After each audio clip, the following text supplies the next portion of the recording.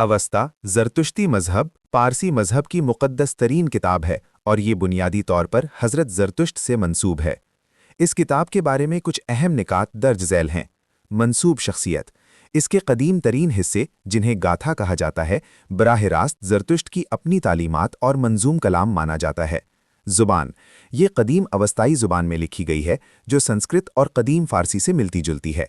मज़ामीन इसमें तौहीद कायनात की तख्लीक नेकी और बदी की जंग और अखलाकी फ़लसफ़ा गुफ्तार नेक किरदार नेक पिंदार नेक जैसे मौज़ूआत शामिल हैं।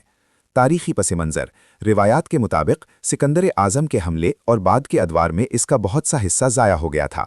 मौजूदा अवस्था इन कदीम तहरीरों का एक हिस्सा है जिसे बाद में इकट्ठा किया गया। ओस्ता की चंद घाताएं। उर्दू तर्जमा ताज बहादुर ताज। हिस्सा नंबर 1।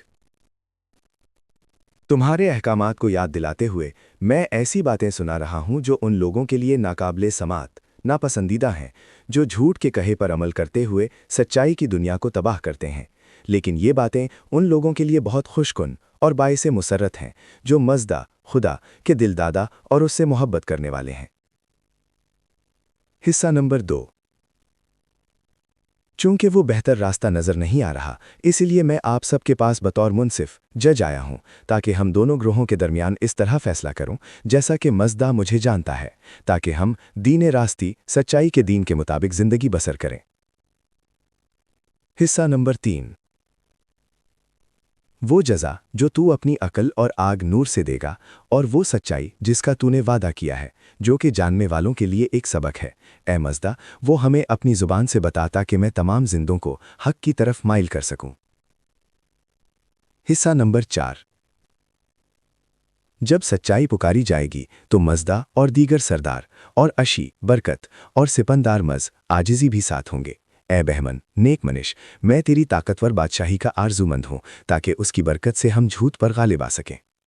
बस मुझे इस बेहतरी से आगाह कर जो तूने दीने रास्ती के ज़रिए मुझे दी है ताकि मैं ए बहमन उसे पहचान सकूं और याद रख सकूं कि लोग मुझ पर रश्क क्यों करते हैं।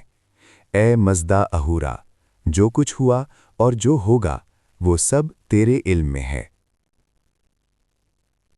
इसके लिए वही बेहतर होगा जो मुझे इस दानाई के बारे में वाज़ेह तौर पर बताए, यानी दीने रास्ती के वो कलिमात जो कमाल और हमेशगी जावदानी के बारे में हैं, वो मुल्क जो मज़दा ने बहमन के लिए बुलंद किया है। वो जिसने आगाज़ में फिरदौस जन्नत को रोशनी के साथ सजाने का सोचा, वो अपनी अक्ल से सच्चाई का खालिक है। ए मज़दा तू वो है जिसने बेहतरीन मुनश सोच को संभाला हुआ है। तू अपनी इलाही ताकत से हमेशा वैसा ही लाजवाल रहेगा।